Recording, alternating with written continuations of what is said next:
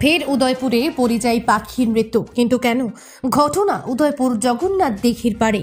ফেব্রুয়ারি মাস শেষ, মার্চ মাস শুরু হয়ে গেলেও শীতের দাপট তেমন নেই এখন।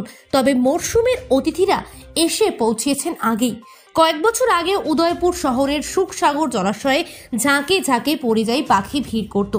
জানুয়ারি মাসের শেষ দিকে উদয়পুর শহরে বিভিন্ন জলাশয় এবং দিঘিগুলিতে দেখা মিলতে শুরু করেছে পরিযায়ীদের।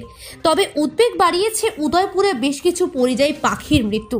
আজ সকাল পক্ষীপ্রেমীরা মর্নিং ওয়াক করার সময় জগন্নাথ দিঘির পাড়ে কিছু পরিযায়ী পাখি রাস্তার মধ্যে পড়ে থাকতে দেখা যায়।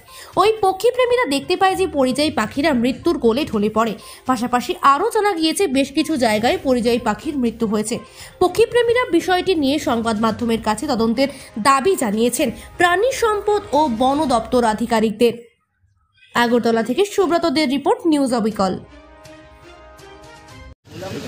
দেখেন, আমরাও সকালবেলায় খবর পাই আইলাম, আর দেখতেছি যে গাছ থেকে পাখি চোখের সামনে দুপুর দুপুর করে পড়তেছে, ওইরা সাথে সাথেই তারা মৃত্যুর কোলে দলিয়া পড়তেছে। কিন্তু নিশ্চয়ই আমার কাছে মনে হচ্ছে যে পাখিটার কোনো একটা হয়তো বা এরকম একটা ডিজিজ বা এখন তো বাইরের পাখিও শীতের দিনে অনেক আসে, কোনো না কোনো একটা কিছু হয়েছে যেটা হয়তো বা ওই ডিপার্টমেন্ট, ফরেস্ট ডিপার্টমেন্ট বা প্রাণী সম্পদ যদি আয়া দেখেন খুব ভালো হইব যে এটা দূর থেকে হয়ে যাচ্ছে।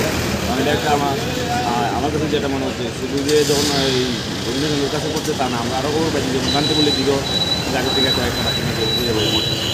তো আমি আপনাদের মাধ্যমে এটা জানাতে চাই যে ফরেস্ট ডিপার্টমেন্ট আর প্রাণী সম্পদ দপ্তর যদি এটা ভালো করে দেখেন, এটা হয়তো বা আটকানো যাবে, পাখিগুলিকে বাঁচানো যাবে, প্লাস এটার থেকে তো মানুষেরও ক্ষতি দিতে পারে।